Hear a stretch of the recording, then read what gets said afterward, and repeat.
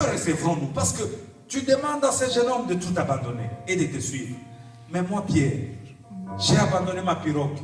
J'ai déjà abandonné mon filet. Donc, j'ai déjà fait ce que ce jeune homme a fait. Qu'adviendra-t-il de nous, Seigneur? Et le Seigneur lui dit, tu as bien fait. Maintenant, tu vas rentrer dans une autre étape. Tu vas rentrer dans l'étape du règne. Amen. Alléluia. Amen.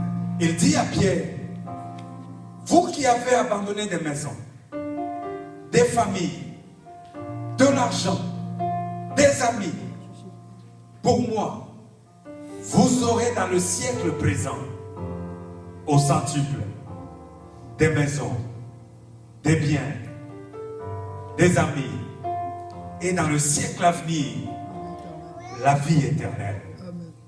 Ça veut dire que Dieu n'est pas contre la bénédiction matérielle de qui que ce soit. Ça veut dire que quand Dieu a dit au jeune homme, va et vends tout ce que tu as et suis-moi, ça ne veut pas dire que Dieu était contre ce jeune homme parce qu'il avait de bien. Mais Dieu était contre le fait que son cœur n'était pas le siège de son trône. Alléluia. Amen. Quand le cœur de l'homme devient le siège du trône de l'Éternel, Dieu l'amène dans la prospérité du royaume. Il y a une prospérité qui te rattache à tes biens, qui te rattache à ton argent et qui t'éloigne de Dieu. Mais quand tu accèdes à la prospérité du royaume, alors ton cœur devient le trône de Dieu. Je veux lire un verset pour terminer. Ce que Dieu veut pour toi l'année prochaine, c'est que ton cœur soit le trône du Créateur. Amen. Ce que Dieu veut pour toi l'année prochaine, c'est que tu le fasses asseoir dans ta vie. Alléluia. Parlant de Moïse et de Jésus, tous ces deux personnages de la Bible ont donné à manger au peuple. Mais il y en a un qui leur a donné à manger dans la hâte. Il y a un autre qui leur a dit, faites-les asseoir pour qu'ils mangent. Ceux qui mangent dans la hâte, quand la tentation est venue dans le désert, ils n'ont pas résisté. Parce que le jour de la Pâque, quand Moïse a dit au peuple de Dieu, ça sera la nuit de la délivrance, il leur a dit que chacun égorge un agneau et que le sang soit placé sur le linteau comme signe. C'est l'évangile de la mort et de la résurrection de Jésus. Parce que le sang qui était placé sur le linteau du temps de Moïse, que le sang de l'agneau qui a été versé pour nous. Cet évangile de la délivrance, cet évangile de la libération, c'est le message de la hâte. Moïse a dit à Israël, vous mangerez dans la hâte parce que nous devons partir. Il y a un temps pour sortir, il y a un temps pour s'établir. Amen. Il y a un temps pour se précipiter et il y a un temps pour s'asseoir. Dieu veut qu'en 2015, que tu puisses t'asseoir.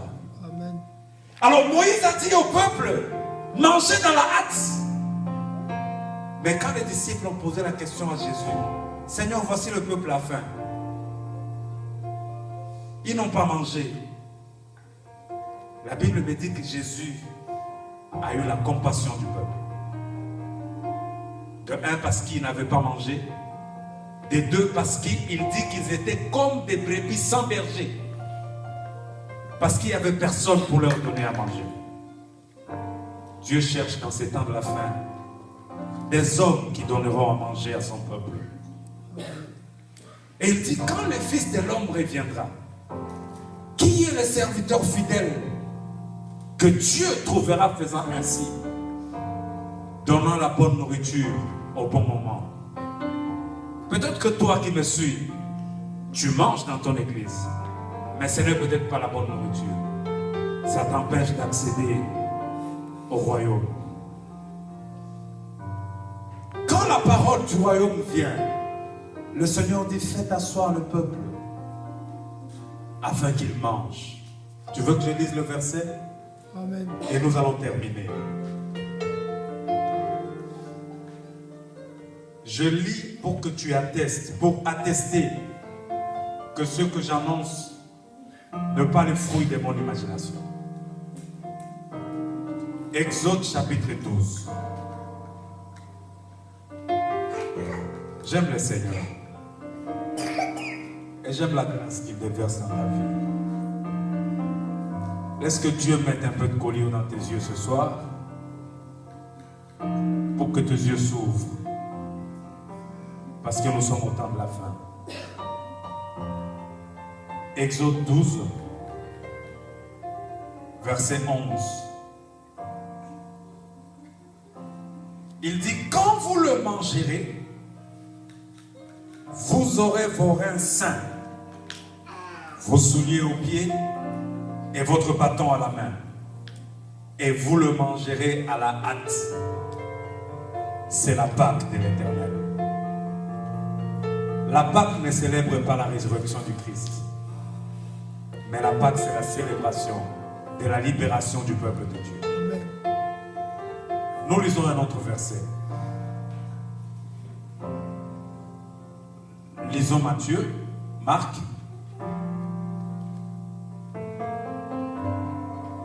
Et je vais terminer.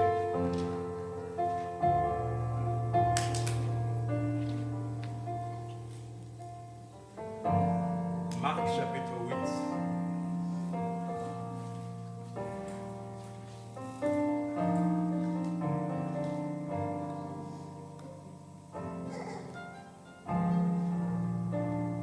Verset 1 au verset 9.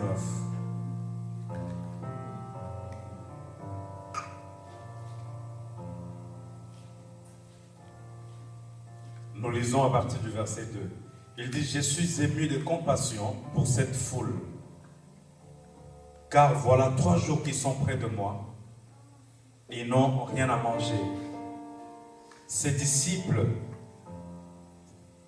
ils n'ont rien à manger. Si je les renvoie chez eux à jeun, les forces leur manqueront en chemin, car quelques-uns d'entre eux sont venus de loin. Ses disciples lui répondirent, comment pourrait-on les rassasier de pain ici, dans un lieu désert? Jésus leur demanda, combien avez-vous? 7, répondirent-ils. Alors il fit asseoir la foule par terre, prit les 7 pains, et après avoir rendu grâce, il les rompit et les donna à ses disciples pour les distribuer. Et ils les distribuèrent à la foule. 2 manières de manger. Manger dans la hâte et manger assis. Et 2 suites réservées à 2 types de mangeurs de pain. Le mangeur du pain de Moïse se sont révoltés contre Dieu dans le désert. Nous avons beaucoup de rebelles dans les églises. Nous avons beaucoup d'enfants de Dieu qui sont égarés. Ce n'est pas de leur faute. Ça dépend de la manière dont le pain leur a été servi. Mais Jésus veut que tu t'asseyes. Je vais terminer par te dire ce que Dieu a fait dans la vie de quelqu'un, qu'il a fait asseoir. La Bible nous parle de 3 hommes qui étaient de passage quelque part. Et d'un homme qui avait son problème depuis des années, qui était stérile depuis 90 ans. Cet homme s'appelait Abraham. Et d'une femme qui était stérile depuis 80 ans, qui s'appelait Sarah. Et la Bible me dit qu'Abraham a vu les 3 hommes passer. Et il s'est rendu compte que c'était Dieu. Ta bénédiction dépend premièrement de ton discernement du passage de Dieu devant toi. Dieu passe devant beaucoup de gens. Mais les gens ne le comprennent pas. Et Abraham a compris que c'était Dieu. Seule la révélation ne peut pas te sauver. Mais ton attitude quand tu reçois la révélation détermine la fin, détermine ta guérison. Quand nous prêchons dans des églises, il y a des gens qui crient Amen. Mais quelle est ton attitude après que tu aies reçu la révélation? Abraham a eu la révélation que parmi les 3 hommes qui passaient, Dieu était parmi eux. Ou encore les 3 hommes qui passaient étaient Dieu dans ces 3 dispensations. Parce que parmi les 3, il y avait le Saint-Esprit qui était chargé d'aller exécuter la parole. Il y avait le Père qui avait déjà dit que Sodome sera détruit. Le Père parle, mais ce n'est pas le Père qui exécute.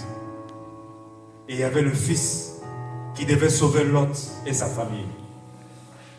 C'est pourquoi il n'y en a eu que 2 qui sont allés sauver Lot et sa famille. Le Fils et le Saint-Esprit. Et la Bible me dit que Abraham a fait asseoir ces hommes. Il a dit asseyez-vous. Parce qu'il les a fait asseoir. Le problème qu'ils avaient depuis 90 ans a trouvé une solution. La solution à ton problème, bien-aimé. Le changement de ta situation en 2015 dépend de la position que tu donnes à Dieu dans ta vie. La guérison de ton corps malade dépend de la position du trône dans ta vie. Ton évolution dans la spiritualité, dans la foi, dépend de ta position quand tu manges. Et la Bible me dit que la vie de cet homme n'a plus jamais été la même. Je dis à quelqu'un que sa vie ne sera plus la même. Parce qu'il décidera ce soir de faire asseoir Dieu sur le trône de son cœur. Je parle à quelqu'un qui me suit, que sa vie ne sera plus la même.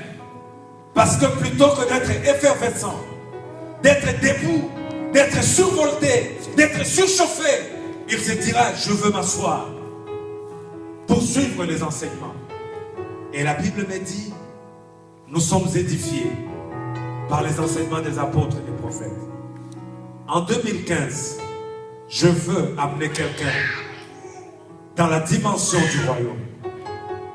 En 2015, je veux amener quelqu'un dans la prospérité du royaume. En 2015, je veux que tu sois béni tout en restant chrétien.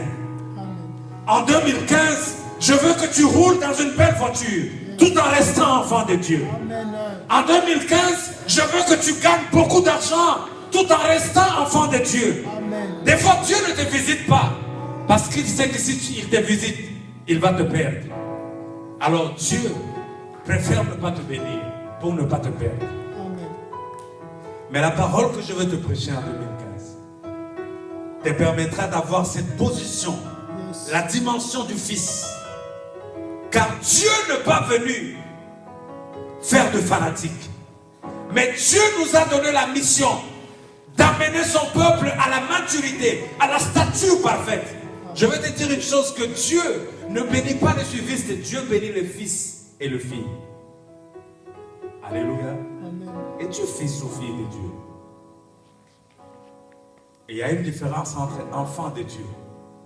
La Bible dit, à tous qui l'ont reçu, il leur a donné le pouvoir de devenir enfants de Dieu, lesquels sont nés par la parole. La parole fait de toi un enfant de Dieu. La parole de l'évangile change dans ton statut. Tu deviens enfant de Dieu.